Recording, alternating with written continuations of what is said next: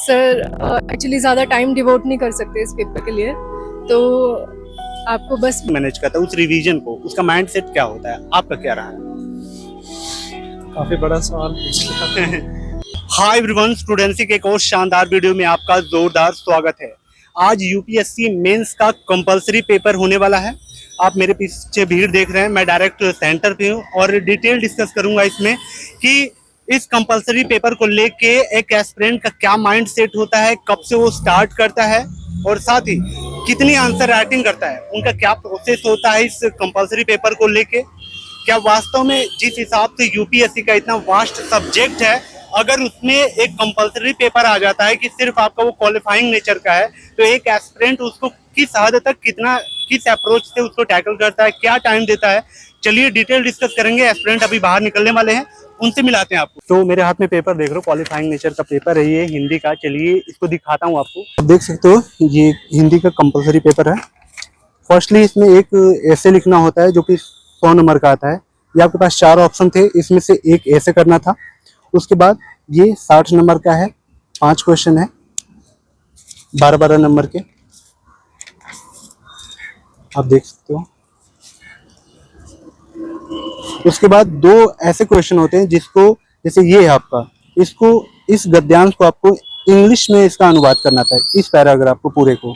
और जो 5वां क्वेश्चन था आपको इंग्लिश में दिखेगा, इसको आपको कन्वर्ट हिंदी में करना होता है। उसके बाद जो छठा क्वेश्चन होता है, छठे में आपको 40 नंबर के ग्रामर्स आती है, जैसे जो मुहावरे वगैरह होते हैं या कुछ शुद्ध और अशुद्ध वाक्य टाइप के होते हैं, पर्यायवाची होता है, तो इस टाइप की चीज़ें होती हैं।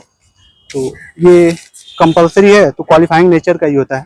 मैम पहले तो पेपर कैसे गया आपका? सही हुआ। सही हुआ। और पिछले जो पेपर हुए थे आपके, उसमें कोई दिक्कत तो नहीं आई थी? अभी तक सही जा रहा है पेपर? हाँ, सब सही हो रहा है। ठीक है। मोटो वीडियो का ये है कि क्वालिफाइंग नेचर का ये पेपर है।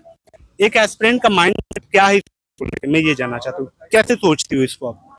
सर एक्चुअली ज़्यादा टाइम डिवोट नहीं कर सकते इस पेपर के लिए, तो आपको बस बेसिक पता होना चाहिए थोड़ा, और पेपर को कंप्लीट करना इज़ इम्पोर्टेंट, क्योंकि अपने प्रिपरेशन में आपने कितना टाइम दिया इसको और कब से इसको देखना स्टार्ट किया इस पेपर को? सर प्रिपरेशन में काफ़ी कम टाइम दे सकते हैं इसको, क्योंकि ऑलरेडी बहुत ज़्यादा सब्जेक्ट, मतलब बहुत ज़्यादा वास्ट सिलेबस है, तो ये इसके लिए कंपैरेटिवली कम टाइम देते हैं। और रिवीजन आपका डिपेंड करता है आपकी हिंदी, आप कितने पोटेंट हो उसमें। अगर आप कॉन्फिडेंट हो कि आप कर सकते हो तो इट इज डूएबल। सारे क्वेश्चन किए आपने? जी। सोर्स क्या रहा है अभी तक आपका इस हिंदी को लेके? सोर्स सर 11th-12th में और 10th तक हम जो बेसिक हिंदी पढ़ते हैं वो इनफ है। उसके अलावा आप ऐसे के लिए प्रिपेयर कर सकते हो, विजन वगैरह की बुकलेट्स आती हैं, उससे आप प्रिपेयर कर लो ऐसे, और बाकी थोड़ा बहुत ग्रामर के लिए प्रिपेयर कर सकते हैं। वीडियो में आगे बढ़ने से पहले आपको एक महत्वपूर्ण सूचना बता देता हूं। अगर आप कॉलेज स्टूडेंट हैं और साथ ही 2026 के लिए आप यूपीएससी प्रिपरेशन कर रहे हैं, तो पीडब्ल्यू ओनली आईएएस ने प्रारंभ बैच को आपके हिसाब से डिजाइन किया है, जो कि 3 साल आपका कंप्लीट होते होते यूपीएससी प्रिपरेशन के साथ साथ आपको मार्केट की सॉफ्ट और हार्ड स्किल भी सिखा देगा। इस बैच की सबसे खास बात यह है कि ये आपके डिग्री के पैरेलल चलेगा, जो कि आपके डिग्री को बिना इफेक्ट किए। आपको मैं इस प्रोग्राम के बारे में पहले बता देता हूँ। ये 3 साल में 3 नाम से डिवाइड किया गया है। पहले साल को आधारशिला, दूसरे को अग्रिम पड़ाव, तीसरे को फाइनल अभ्यास। और इसमें क्या क्या बेनिफिट होगा, क्या क्या प्रोसीजर होगा, आप इस स्क्रीन पे देख सकते हैं। और सबसे बड़ी बात कि इनकी जो डे वाइज क्लास होगी, उस प्लान के बारे में आपको बताता हूँ। मंडे से सैटरडे तक आपको स्मार्ट क्लास मिलेगी, जिसमें कि जीएस प्लस स्किल वाली क्लास चलेगी। और एवरी मंडे आपको टेस्ट के साथ साथ आंसर राइटिंग का इवैल्यूएशन भी किया जाएगा। एवरी 4th संडे को अलग अलग एक्टिविटी के द्वारा आपकी पर्सनालिटी को ग्रूम किया जाएगा। सेकेंड मंथ में टॉपर हो या ब्यूरोक्रेट्स हो, उनसे आपका भेंट कराई जाएगी, ताकि आप उनसे कुछ लर्निंग ले पाओ, उनकी सर्विस से कुछ सीख पाओ। तो स्टडी मटेरियल में आपको 18 संपूर्ण जीएस की बुक मिलेगी, साथ ही एनसीईआरटी की चैप्टर वाइज आपको बुक मिलेगी। इस प्लान की जो फीस है वो 35,000 है। अगर इसके अलावा आपको और भी डिस्काउंट चाहिए तो आप हमारा कोड स्टूडेंसी कैपिटल लेटर में यूज करना, आपको एक अच्छा खासा डिस्काउंट देखने को मिल जाएगा। मैं इस बैच का लिंक आपको डिस्क्रिप्शन में डाल दूंगा और कमेंट में भी पिन कर दूंगा, आप वहां से चेकआउट कर सकते हैं। चलिए वीडियो में अपने आगे बढ़ते हैं। बहुत कम मिलता है रिविजन के लिए, कि 2 एग्ज़ाम लिखना एक दिन में बहुत चैलेंजिंग है। तो बहुत शॉर्ट नोट्स अगर आपने बनाए हुए हैं देन, अदरवाइज तो टाइम क्रंच है। ओके। जी। आप कहीं से कोचिंग वगैरह ली है या फिर सेल्फ करती हैं? सर कोचिंग ली है मैंने। ठीक है ma'am, wish you all the best. Thank you. Paper अच्छा हुआ। अभी तक 4 पेपर में कोई किसी पेपर में लगा कि हाँ टाइट हो गया?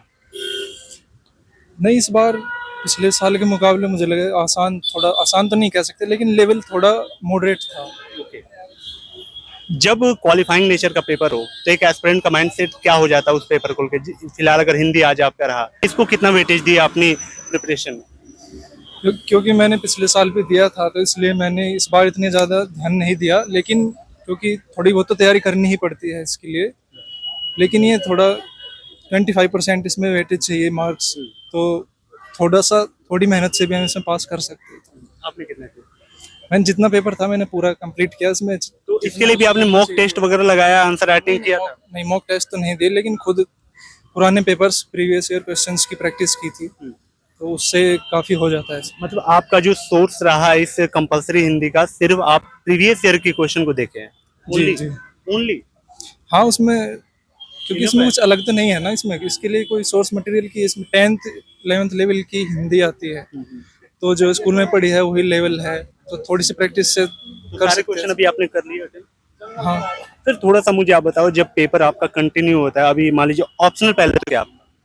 सोशियोलॉजी। सोशियोलॉजी 2 पेपर होने वाला है आपका। ऑप्शनल ऑलरेडी डिसाइडिंग फैक्टर होते हैं, आपको भी पता है, तो उसको आपने ध्यान दिया, फिर इसमें भी पढ़ाई की। पिछले 3 लगातार पेपर हुए, जब आपके पेपर लगातार होते हैं तो एक एस्पिरेंट उन चीज़ों को कैसे मैनेज करता है, उस रिवीजन को, उसका माइंडसेट क्या होता है? आपका क्या रहा है? तो काफ़ी बड़ा सवाल पूछ लिया। प्रीलिम्स में भी सिलेबस तो सेम ही होता है, तो 3 महीने का टाइम है, तो उसमें थोड़ा मैनेज करके स्ट्रेटेजी बना सकते हैं कि हमें किस तरीके से रिवाइज करना है, क्या चीज़ प्रैक्टिस करनी है, कहाँ हम कमज़ोर हैं, कहाँ आंसर राइटिंग में क्या करना है, कौन सी चीज़ें पढ़नी है, कौन से नोट्स पढ़ने हैं, तो वो थोड़ा सा अपने आप ही मैनेज करना पड़ता है। उसके लिए अपने आप ही स्ट्रेटेजी बना सकते हैं, तभी मुझे लगता है कुछ मार्क्स आ सकते हैं। कौन से पोर्शन को कब पढ़ा, कौन सा वीक था आपका, तो बैलेंस किया होगा ना कि सेकेंड पेपर मेरा वीक है तो उसको थोड़ा ज़्यादा पढ़ते हैं इस 3 दिन में?